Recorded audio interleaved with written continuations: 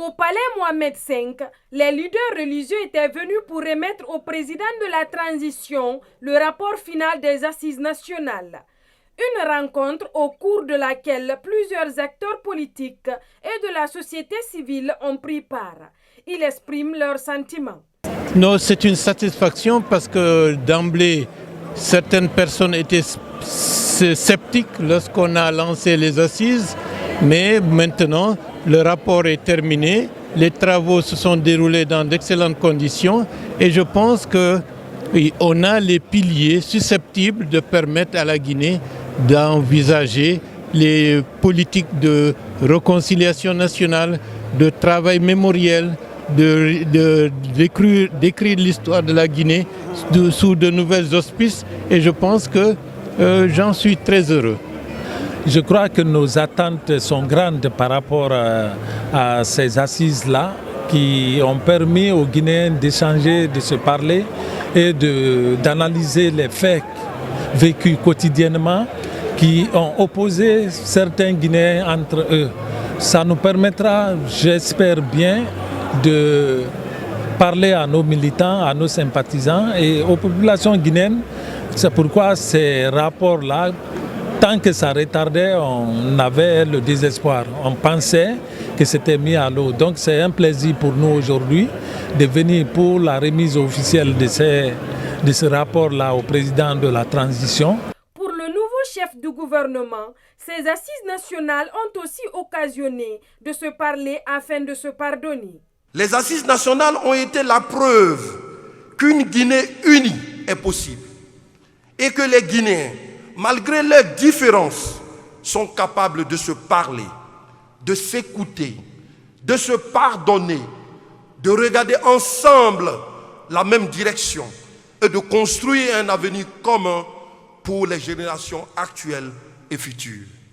Selon le rapport, 6249 Guinéens ont participé à ces assises nationales, dont 796 témoignages recueillis. Un résultat satisfaisant aux yeux du Conseil national des assises. Après avoir écouté les témoignages des populations sur les différents actes de violence, de violation des droits humains et recueilli les demandes de réparation, le Sénat fait 45 recommandations dont certaines sont urgentes. 1. Recommandation urgente. Avoir assuré une prise en charge médicale immédiate des malades victimes de violences et de violations des droits humains et leur apporter une aide psychologique et matérielle.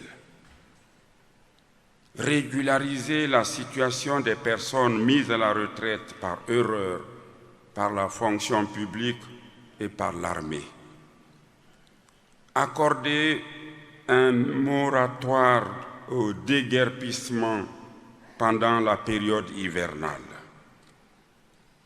Rembourser l'avance payée par les femmes et les jeunes dans les programmes MUFA et MC2 pour les cas justifiés. Régulariser la situation des salariés pénalisés par le gel des comptes de leurs institutions et des collectivités locales après le 5 septembre 2021. Mettre en place une commission ad hoc de suivi et d'exécution des recommandations issues des assises nationales. Des recommandations face auxquelles le président de la transition, le colonel Mamadi Doumbouya, ainsi que son gouvernement se sont engagés à respecter. Et soldats, j'ai juré de servir le drapeau. J'en connais la teneur du serment et les valeurs. J'entends honorer mes engagements. L'avenir de notre jeunesse est la seule raison d'être de notre État. C'est à ces réformes que j'associe les conclusions de votre rapport,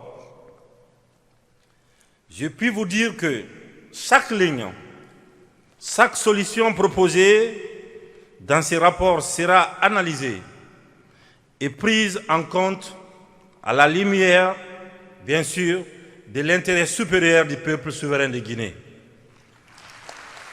Par ailleurs, cette cérémonie s'est terminée par un moment d'hommage rendu aux anciens présidents de la Guinée, notamment à Alpha Condé, l'ex-président renversé le 5 septembre dernier par le CNRD.